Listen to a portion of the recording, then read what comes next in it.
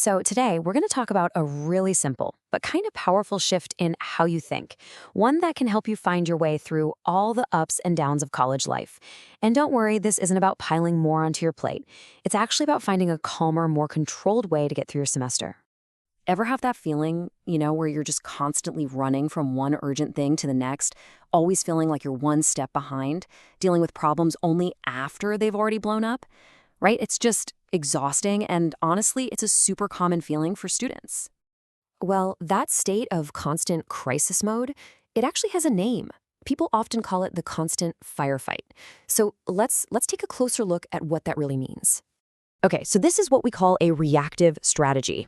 Basically, you're not looking ahead at what could happen. You're just dealing with what is happening right this second. It's this firefighting mode that keeps you responding to emergencies instead of ever really getting ahead of the game. And this just creates this relentless cycle, An assignment you totally forgot about is suddenly due tomorrow. Boom, that means an all-nighter, which leaves you completely wiped out.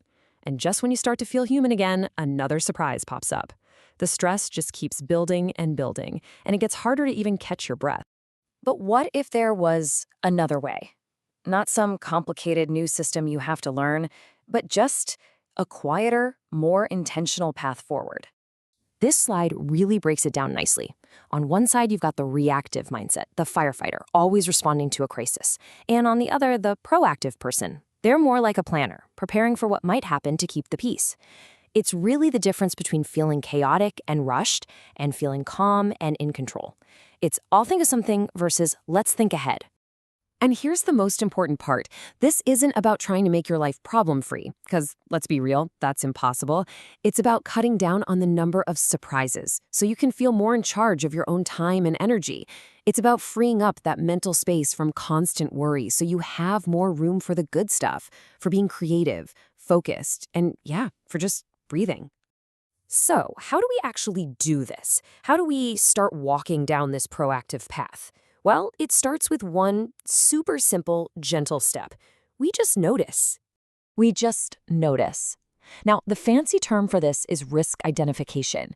But all it really is taking a quiet moment to think about what could potentially go wrong. And the key word here is might. We're not trying to predict the future or get ourselves all worried. We're just acknowledging that, hey, life is uncertain. And these possibilities are probably things that are already kind of floating around in the back of your head, right? Like, what if your laptop decides to die the night a huge paper is due? Or what if the one person in your group project who knows what's going on gets sick? These aren't things to obsess over. They're just possibilities to be aware of. And that's why I love this quote. It just captures it perfectly. Just being aware of what could happen without judging it or being afraid of it, that's the first real step away from chaos and towards a feeling of calm. Okay, so once we've noticed a few possibilities, the next step is just as gentle. We just weigh them. Let's see how this builds on that awareness. This step is sometimes called risk analysis, which sounds so official, doesn't it? But really, it's just about asking two super simple questions for each possibility you thought of. First, how likely is this to actually happen? And second, if it does happen, how bad would it be? What's the impact? So let's look at our examples to see how this works. Your laptop completely crashing, the chance of that is probably pretty low. But man, the impact would be huge, right? High impact. A group member getting sick? That feels more likely, maybe moderate. And it would also have a really high impact. But the library printer being out of order? That also seems moderately likely. But the impact is actually pretty low. You can just go find another printer. See, this simple little bit of sorting helps you focus on what actually matters. And that is the whole point. Thinking about these things doesn't make them more powerful. It does the exact opposite. It takes away the fear of the unknown, and it puts the power back in your hands, so you can focus on the right things.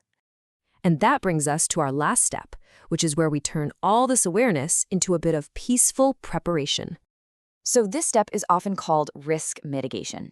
It's another technical-sounding term, but all it means is making a simple plan to either stop a problem from happening in the first place, which is always the goal, or to make it less of a big deal if it does happen.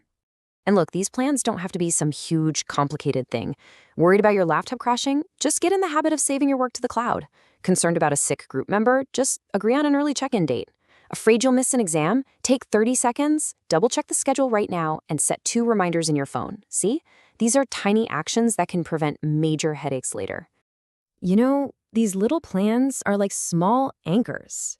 They don't stop the storms from coming. That's just life. But they give you this sense of stability, this feeling of security, knowing you're ready when they arrive. So when you boil it all down, what's the big takeaway here? It all comes down to a really simple 3-step cycle. It's really just this straightforward 3-step process. First, you calmly notice the possibilities. Second, you gently weigh how likely they are and how big their impact would be. And third, you make a simple plan for the ones that really matter. That's it. That's the whole thing. And please remember, this is not meant to be another chore to add to your to-do list. It's not supposed to be another source of stress. It's just a quiet internal shift in how you see things. It's about moving away from that anxious what if and toward a calm, confident, I'm ready. So I'll just leave you with this one final thought. Don't feel like you have to solve everything all at once. Just ask yourself, what is one small thing, one tiny thing you could do today to prepare for a calmer tomorrow? Thanks for listening.